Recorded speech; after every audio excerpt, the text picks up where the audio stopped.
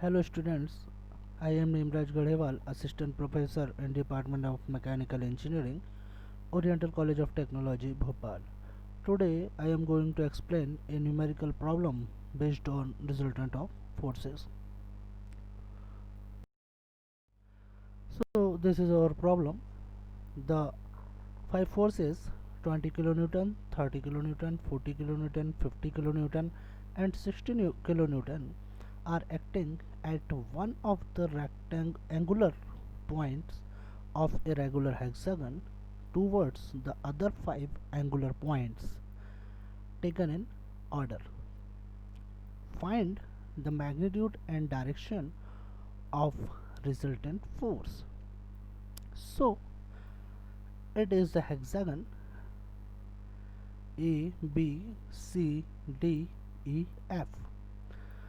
One force acting along A to B 20 kilonewton, second acting along A to C 30 kilonewton, third force acting from A to D 40 kilonewton, fourth force acting from A to E 50 kilonewton, and last force 60 kilonewton is acting from A to F. So these five forces acting along the sides along one corner point of regular hexagon towards other corner point of regular hexagon. So the angle between two forces is 30 degree. So whole setup is mentioned in this figure. After that we have to understand one more thing as we discussed in previous lectures. If a force P is acting at theta degree from her horizontal direction, then the horizontal component of that force is P cos theta and vertical component of that force is P sin theta. So with the help of this P cos theta and P sin theta, we will solve this numerical. First of all, for solving this problem, we have to calculate the algebraic sum of all horizontal forces.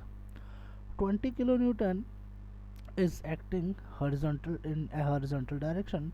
So 20 cos theta plus 30 cos 30. This 30 kilonewton acting at 30 degree from horizontal. So its horizontal component will be 30 cos theta. 40 the horizontal component of 40 kilonewton will be 40 cos theta. Horizontal component of 50 kilonewton will be 50 cos 90.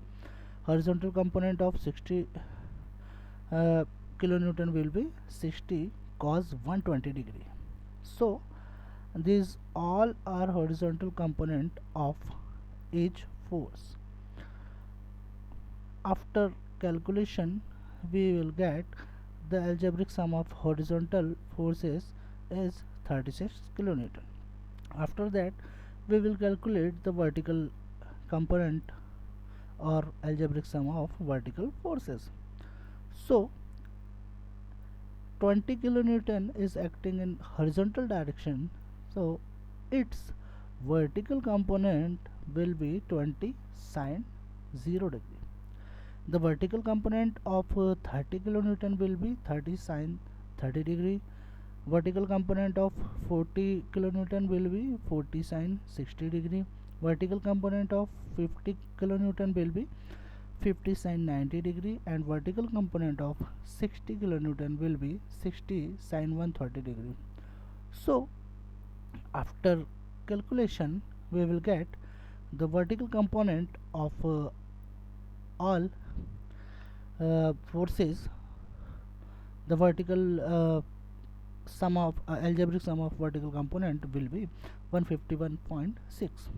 After that we have to apply the formula of resultant force.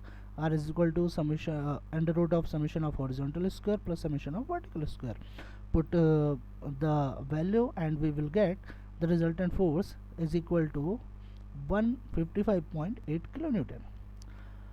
In next step we will calculate the direction or the value of theta from horizontal positive x direction.